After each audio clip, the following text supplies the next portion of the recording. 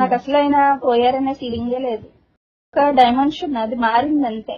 అంటే బాహ్య శరీరం అనేది కనిపించకుండా పోయింది, కానీ ఆయన ఉన్నారు. ఆయన ఎక్కడ ఉండాలనుకుంటే అక్కడ ఉంటారు. ఆయన ఇప్పుడు గతంలో ఆయనకి ఎలా జీవితం ఒక ఇది ఉందో ఇప్పుడు కూడా మరి ఆయన జీవాత్మ అనేది ఉన్నంతసేపు ఆయనకు ఒక జీవితం ఒక ఇది ఉంటది. ఆ జీవాత్మ అనేది అందుకే దాన్ని జీవాత్మ అంటారండి. ఆ జీవాత్మ అంటే అర్థం ఏంటి? ఆ నేను అనే భావాలతో కనివేసుకుని పోయిన ఆ భావాలే జీవాత్మ అంటారు.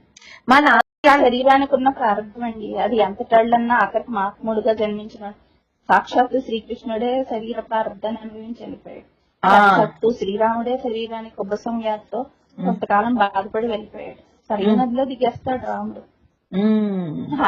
ఆయన కావాలనుకుంటే స్వరూపంగా నిలబడిపోగలిగినాడు, కానీ శరీరానికి తల ఉంచుతారు అందరూ. ఎందుకంటే అది ధర్మం, భగవంతుడికైనా అది ధర్మం. కాబట్టి కృష్ణుడు ఉన్నాడు, అసిక్ట్ చేశాడా? ఒక బోయవాడిని వచ్చి బాణం వేస్తూ అన్నాడు.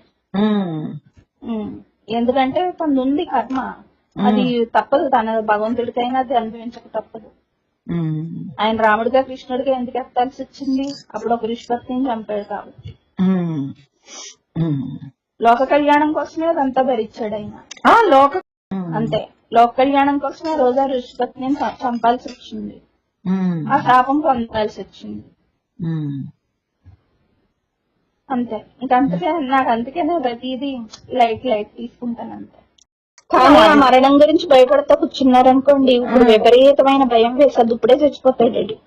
సరే, మరణం అనేది ఎలా ఉంటదో అది వచ్చినప్పుడు చూద్దాంలే, ఆ నిమిషం చూద్దాంలే అని ధైర్యంగా ఉంటాడు యోగి. వాడి దృష్టిలో ఒక శారీరక ప్రక్రియ అంతే.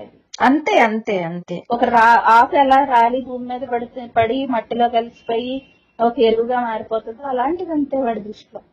వివేకానంద ఒకటి చెప్తారండి, మరణాన్ని గురించి విచారణ చేయమని చెప్తారు. ఇప్పుడు నీకు ఏదైనా విపరీతమైన దుఃఖం వచ్చింది, ఏదైనా కష్టం కలిగి, వెంటనే సరే ఈ శరీరం ఇప్పుడే పడిపోయింది, ఈ దుఃఖం ఈ కష్టం ఏమైపోతుందని ఆలోచించమంటారు. వెంటనే దాంట్లోంచి బయటకు వచ్చేస్తామంటారు. సరే, విపరీతమైన ఆనందం ఉంది, ఏదో జీవితంలో పెంచి మనకు నచ్చే విధంగా ఏదో గొప్ప సంఘటన జరిగింది, ఏదో గొప్ప కీర్తి వచ్చింది, చాలా ఆనందంగా హ్యాపీగా వల్లాడిపోతున్నా అందులో. ఆ టైంలో సరే నేను ఇప్పుడు శరీరం పడిపోయింది, ఇప్పుడు ఏంటని ఆలోచించమంటారు.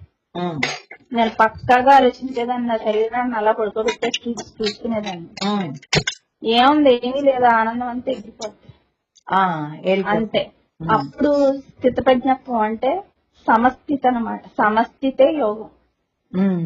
దేనికి పొంగిపోవడం, దేనికి ఏదో బాధపడిపోవడం ఏది ఉండదు. ఏది జరిగినా ఒక చిరునవ్వు, ప్రశాంతత అంతే. అది మంచో తేడో కూడా ఎరుపు లేకుండానే ఉంటది.